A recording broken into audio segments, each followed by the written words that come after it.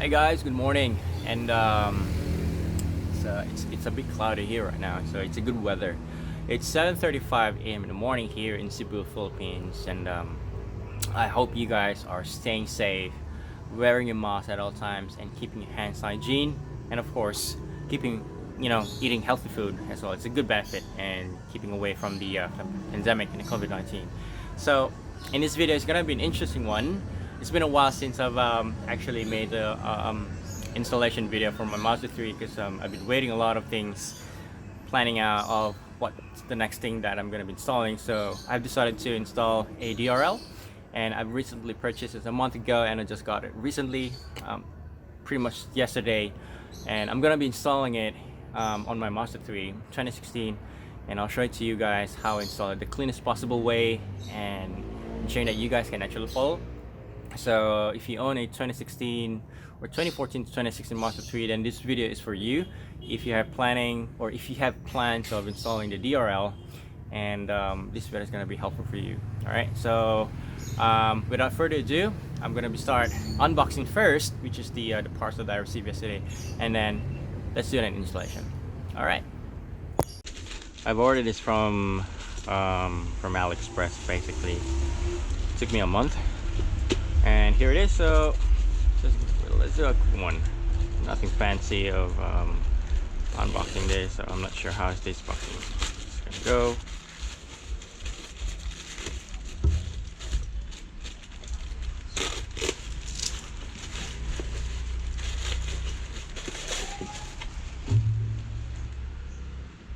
LED daytime running light. So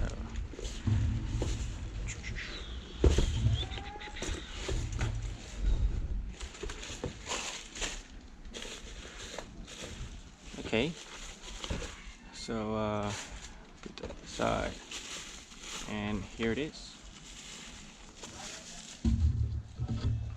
It's a pretty cool one. Right. So what I purchased is basically the DRL switchback, and so this is the switchback signal right here. Okay, interesting one. So here's the module box. Just for the right side, and then okay. So the unboxing is a pretty quick one. Alright, and here it is.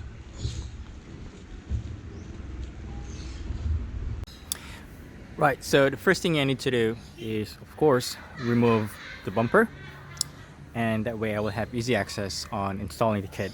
Okay, so there are 4 screws on top that needs to be removed. It's gonna be in circles right now. 4 screws and 4 clips, and right at the bottom there are 10 screws and 4 clips that needs to be unclipped and unscrewed. And at the side of the bumper there's 3 clips and 1 screw that's screwed up the underwell.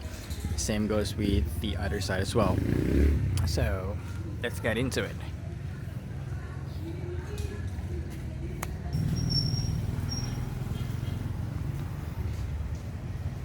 So what I'm doing right now is basically just laying out the control box and the circuit and the cables, and I'm trying to plan out where I'm gonna place the control box, and that way I can make it, try to conceal it as much as possible as I can, because I don't want cables to be like laying around on the engine bay. So I think I figured out where. So let's get into it.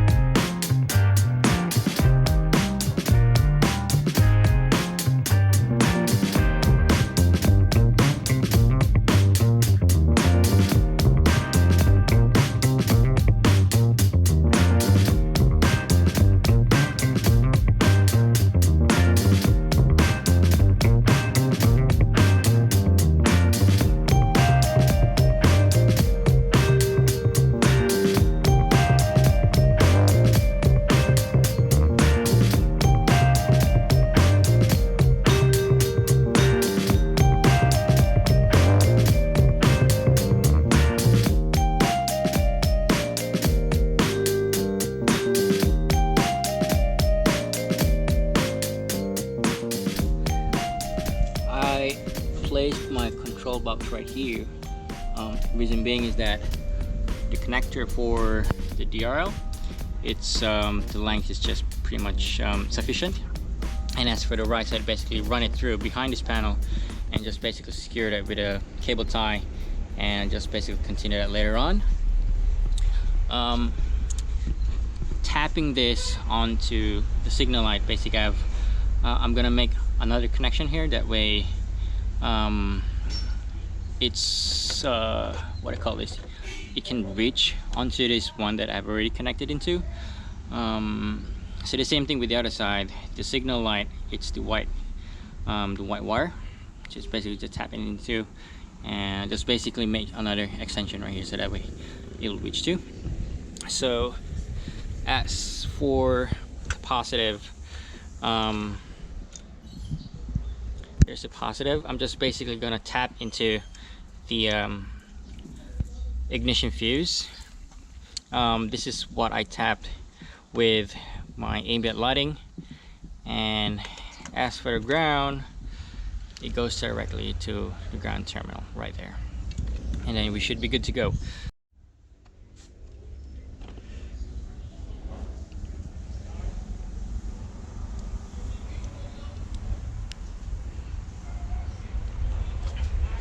You might be asking how I determined the white cable as the signal. I basically use a tester, a light tester, and determine it that this is the signal light of the Mazda 3.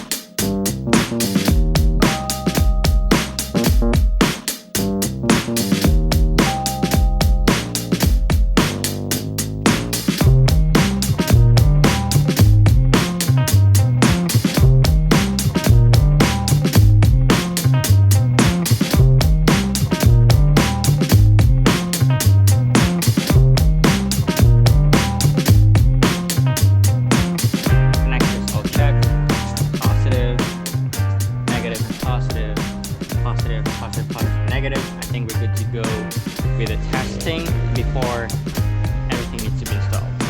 Let's give it a test and hopefully it works.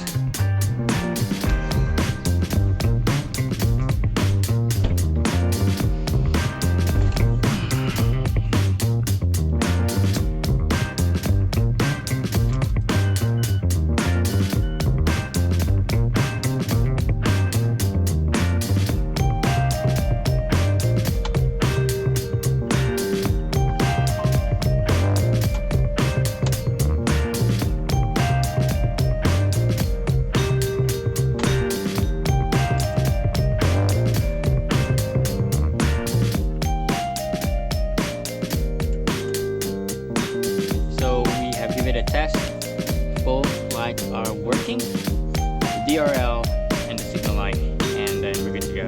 If you have noticed, I've actually wrapped the chrome paste on both sides, and I've already removed the center cap that's covering here when I did the unboxing. So that was I did first before this whole thing of the installation. So it's gonna be in time lapse of putting it back together, and I'll give a night shot as well.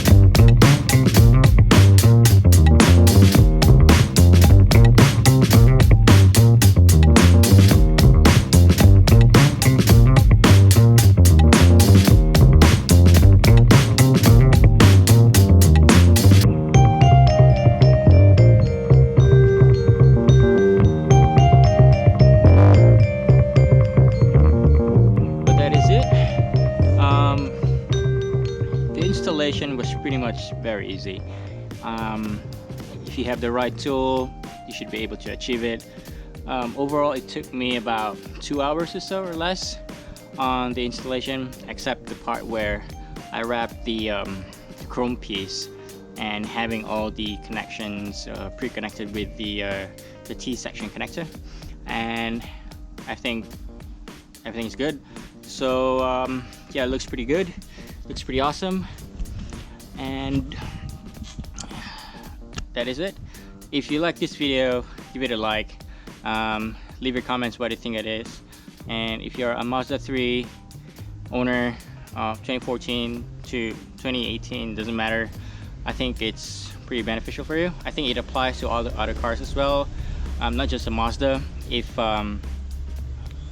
any car will do, I mean, basically for the DRL to work, all you need to do is just basically tap on a positive and anything that's positive. So basically here what I did was